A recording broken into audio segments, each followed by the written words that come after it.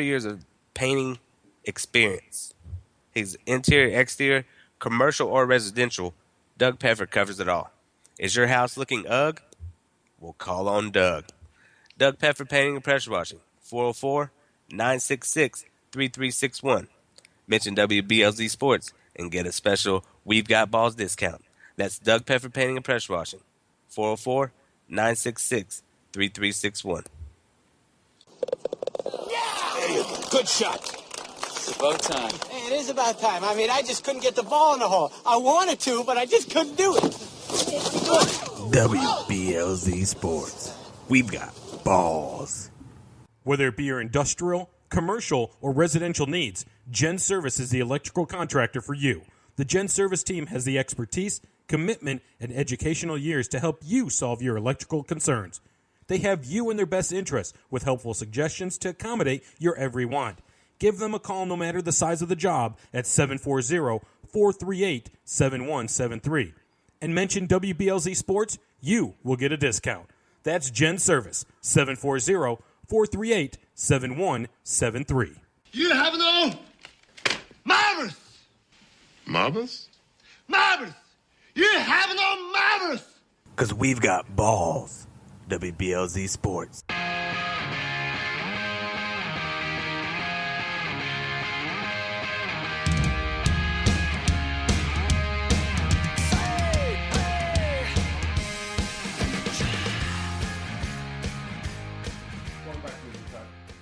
I'm your host, Mark Smook Washington. And look, we want to get to definitely some college football right now. And looking back at this weekend, there was a couple of games. There was two games that was really focused on. Alabama, Tennessee, and Ohio State, Wisconsin. One game kind of lived up to the hype. The other game definitely did not live up to the hype.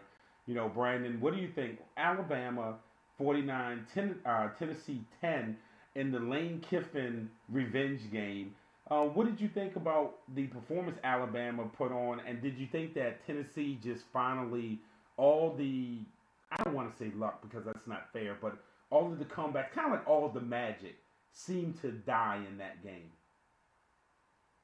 Well, I thought with Alabama, their performance was just, it was just another dominant performance. While through so far this year, they haven't really had that, and they put it on them. In my mind, the Alabama-Tennessee game was that. Tennessee was not a slouch. Number 9 in the nation. Really playing their best ball despite that one loss to A&M on the road in overtime. I felt they playing their best ball, and Alabama just took it to them. What else could be said with that? Especially keep in mind with Alabama, this Jalen Hurts is a freshman quarterback. And keep that in mind. He's a freshman quarterback that's putting up those numbers. I think he went 16-23, 1.3. Did throw an interception, but did get 3 rushing touchdowns and ran for 132 yards. He's electric. And I mentioned he's a freshman quarterback because he's going to that. He's only going to get better. Ideally, with the right coaching and all, he's ideally going to get better. I just thought that was just another fantastic performance. And I'll be honest, going into that game, I figured Tennessee was at home. Yeah, they did have that loss to A&M. I figured they were going to, just like they did with Florida, break that streak of 11 in a row. I figured this time was right for Tennessee to go in and get that win and knock off Alabama.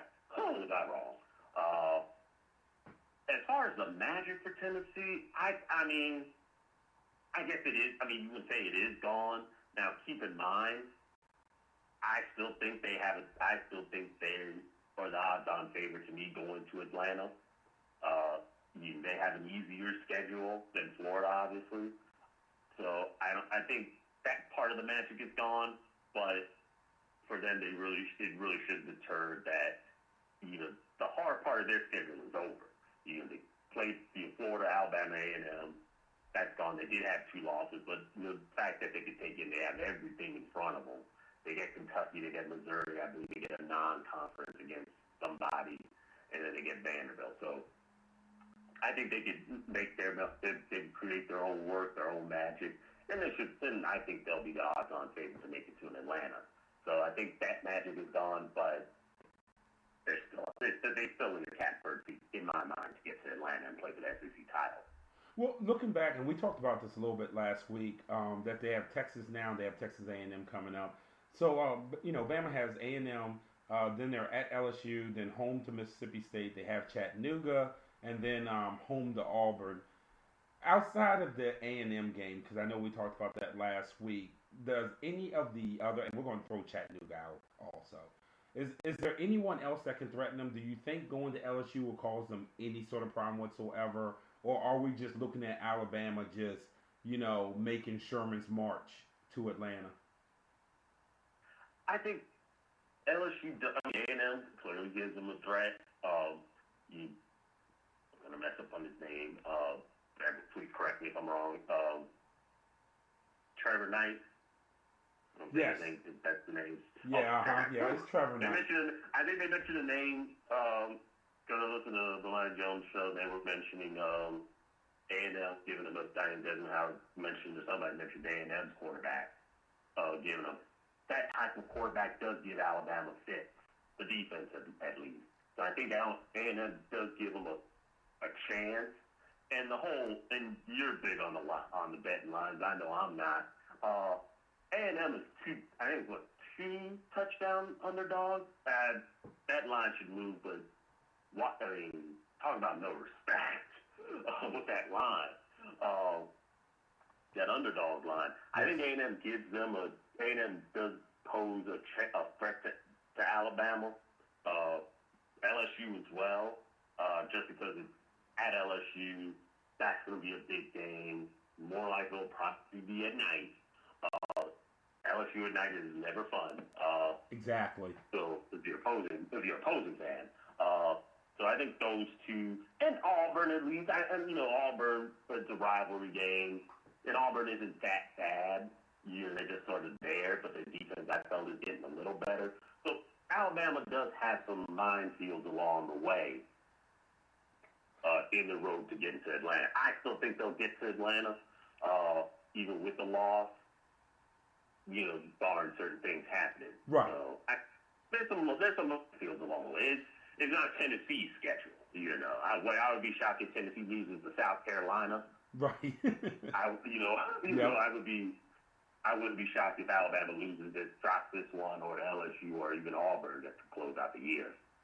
I was looking at Texas A&M schedule because one of the big things for Texas A&M coming into the season was this was a season whether we were going to see if Kevin Sumlin could save his job.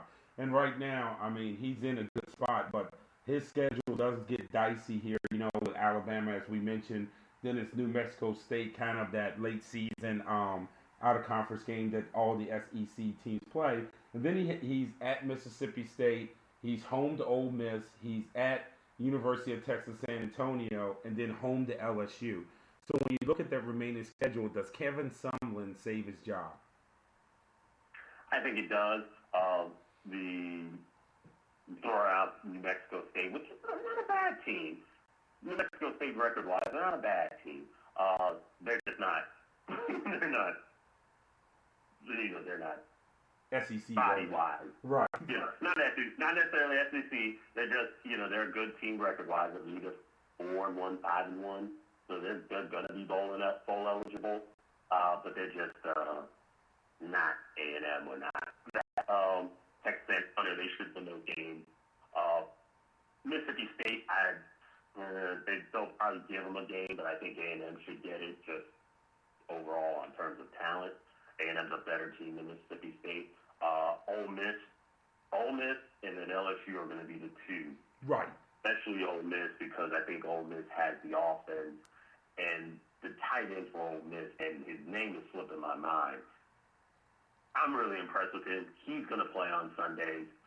He'll be on somebody's NFL roster on Sundays. And his name is slipping my mind. I've been impressed with him all year. Even going back to when they played Florida State. Ole Miss and LSU are really going to be the landmine games. And I think even with LSU, because remember LSU, I think they had to play 3 games in 10 days because of the hurricane rescheduling. Yes. So it'll be interesting to see what LSU would leave, how they'll be come season's end. But A&M has a few. I mean, let's say they get through Alabama, they should get through the 2 I call them setup games, and then probably could drop 1 to Ole Miss, but they got to beat LSU. But they're a team that could afford a loss if they were to get through Alabama and maybe drop 1. Yeah. And then don't drop the right one. Don't if you lose New Mexico State. Mm-hmm. Woo, boy. Right. Yeah. No doubt. And then in one of the late evening games, Ohio State wins in overtime over Wisconsin. They were down by 10 at halftime. JT Barrett rallies them, and it's amazing. And this, I'll tie Notre Dame into this. I think that Ohio State had a problem when Urban Meyer created the problem with the quarterback situation with Cardale Jones and all of them previously, and there was no true leader and there was no true direction. And I always thought that was some sort of fabricated quarterback competition that undermined the team. And I do believe the same thing has happened in South Bend, where all throughout the spring and into the fall there was a fabricated, quarterback competition between Zaire and Kaiser. I think that we knew after last season it should have been Kaiser, and I think that Notre Dame hasn't been the same since, even though the defense also has been deplorable. But getting back to the Wisconsin-Ohio State game, this year, Ohio State has clear direction, and they know who their leaders are, who does what. J.T. Barrett, 226 yards passing, 92 yards running. He is that team. There is no looking over your back. There is no rotation and anything like that. And we're really, really setting up for Ohio State, Michigan. But getting back to Wisconsin beats an LSU team that obviously still doesn't have that same coach and was impressive Saturday night. Looking at the Badgers, what sort of impression did they leave on you in that defeat? And I know it was at home, and a lot of people talked about it, said, that was a home game, that was a night game. It would have been a very different game if that was played at the Horseshoe, and probably it would have been a different. But what were your takeaways from Wisconsin? I think they're going to be a team that I think could face either Michigan or Ohio State again in the Big Ten title game. I've been very impressed with Wisconsin, especially on offense, I think, at least. Because for years, when people think of Wisconsin, the perception is, we're going to run the ball 50 times, and maybe we'll throw the ball 10 or 12 times. I came really impressed, to me, with their offense, really going toe-to-toe with Ohio State and their high-powered offense, and going forward and then going toe-to-toe with them for, 4 quarters and then overtime, well, at least for 4 quarters. I think I really came very impressed with them. I think if they were to get through, I don't know the rest, let me pull up their Wisconsin schedule. I know they're at Iowa. The biggest threat to them, to me, is going to be Nebraska. Yep. In a couple of weeks. That could decide the Big Ten West. And I like I'm really impressed with Nebraska, what Mike Riley's done in year 2, because what he did in year 1, that first year was kind of ugly. With all that all that now, they got them ranked and on the cusp, possibly playing for a Big Ten title, Big Ten championship. So I came really, really impressed with Wisconsin. I think they went toe-to-toe with Michigan a few weeks ago and just came up in the short end.